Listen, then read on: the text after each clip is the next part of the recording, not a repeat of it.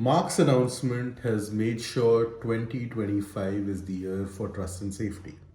And like any tectonic change, and there will be a tectonic change in this field, some things will improve massively, some will remain the same, and some will be impacted negatively.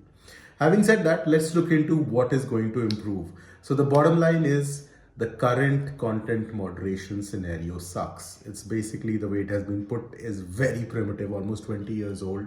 Humans are bad at it. And I'll add a link of my friend Dave Wilner who explained why they are very bad at it a year back. And hence the hope for AI agents comes in. I think they can do it precisely, repeatedly, and in a scalable fashion with very little to no bias. So that's a positive news. What will remain the same? Community guidelines. You can simplify them, you can complicate them, but the bottom line remains they are there for user safety. While that is easily said, implementing them is extremely complex because humans have different sensitivities and context is king.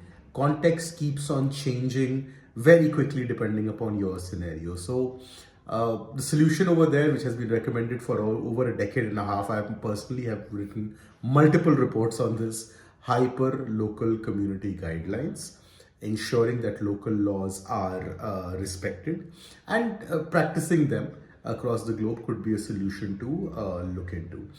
Now, fact checkers, and this is going to be a sad one that, fact checking is extremely important. Meta was supporting the cause strongly. Decrease of financial support towards fact checkers is actually bad news.